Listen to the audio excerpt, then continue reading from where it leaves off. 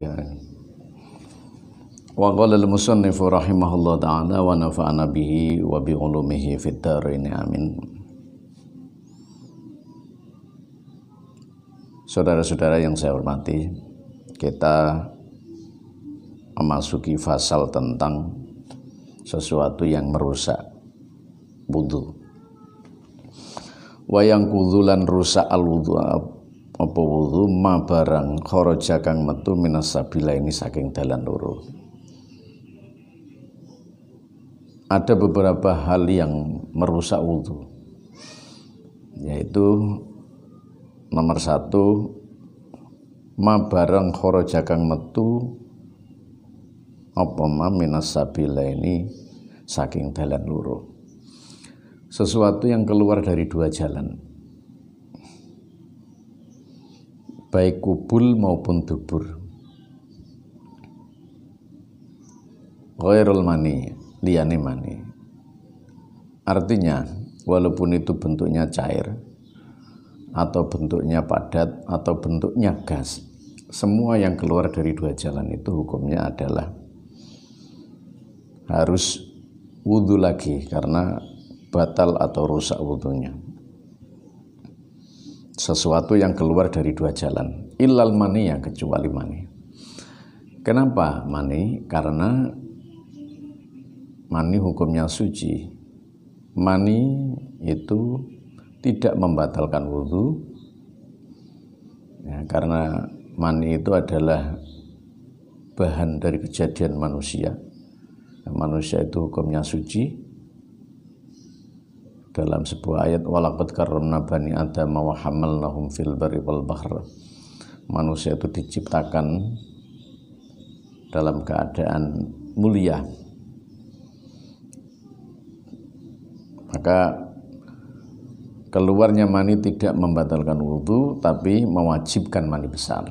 Artinya, kalau ada orang yang keluar mani tanpa jima, tanpa bersentuhan, keluar mani sendiri tanpa tidur, maka ketika dia mandi kemudian tidak menyentuh hal yang menyebabkan rusaknya wudu, maka tetap wudunya sah tanpa wudu lagi.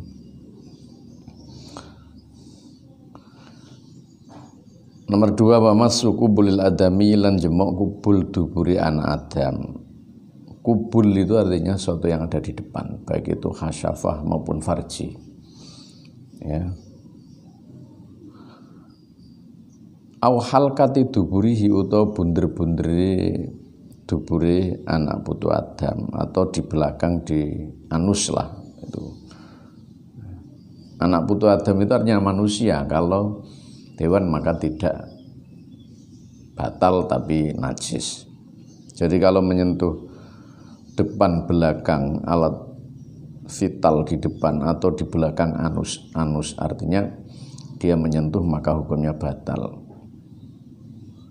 Tapi sentuhan itu kepada sentuhan manusia, bukan sentuhan pada hewan. Dengan apa sentuhannya? Bibatinil kafi, kelawan batin epe-epe. Jadi dengan ini, sentuhan ini, jari atau ini sampai ke sini, epe-epe. Bila hailin, kelawan tanpa aling-aling, tanpa penghalang. Jadi menyentuh baik miliknya sendiri maupun miliknya orang lain. Kalau di sini menyentuh miliknya sendiri saja batal. Ya.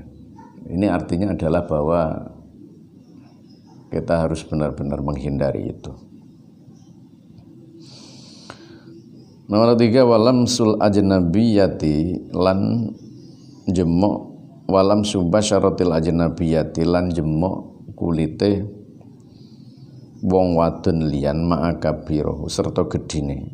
Artinya sama-sama besar, menyentuh laki-laki perempuan yang sama-sama besar. Nah, sentuhan ini adalah kepada orang lain yang bisa dinikah. Sama halnya dengan istri juga begitu, ya membatalkan wudu karena dia itu ajnabiyah sebenarnya, dia bukan muhrim. Kalau ada orang yang ngomong bahwa istri itu muhrim, itu keliru besar. Karena muhrim itu orang yang punya talian darah. Dia tidak bisa dinikah. Namun istri bisa dinikah. Dia tetap ajnabiyah, tapi dia sudah menikah. Maka kalau ada orang ngomong itu muhrim saya, istrinya dikatakan muhrim saja, saya. Artinya itu muhrim saya padahal istrinya. Itu keliru. Itu salah. Karena istri itu adalah orang lain yang bisa dinikah. Kalau saudara muhrim dan lain sebagainya. Saudara perempuan itu muhrim atau mahram. Orang yang punya pertalian darah yang tidak bisa dinikah itu namanya muhrim, terhalang. Tapi orang lain namanya ajnabiyah, tapi sudah dihalalkan menjadi istri. Tapi tetap masalah menyentuh tetap membatalkan wudu. Ini basyarul ajnabiyah. Kullu imra'atin halla nikahuha wal muradu bil basyarah zahirul jilid. Semua perempuan yang halal dinikah al ajnabiyah itu, dan yang dimaksud dengan basyarah kulit itu artinya zahirul jilid, zahirnya kulit, makibarin sertane podo gedine, yakinan falatang kudu sohiratan latastahi lianna lesat fi madhonihi syahwat. Kenapa anak kecil tidak? Kenapa harus besar? Ya karena memang anak kecil tidak menimbulkan syahwat, tapi kalau sama-sama besar menimbulkan syahwat. Wa zawalul aqli lan hilangnya akal. Nomor 4 adalah hilangnya akal. Jadi orang itu kalau hilang akalnya batal wudunya. Lanau maqaidin ora turune wong kang netep mak ada tahu ing panggonane wong. Kecuali ya hilangnya akal itu sebab apa? Ya, sebab bijununin karena edan maka batal. Au ighma ayanan dan lain sebagainya yang menyebabkan hilang akalnya.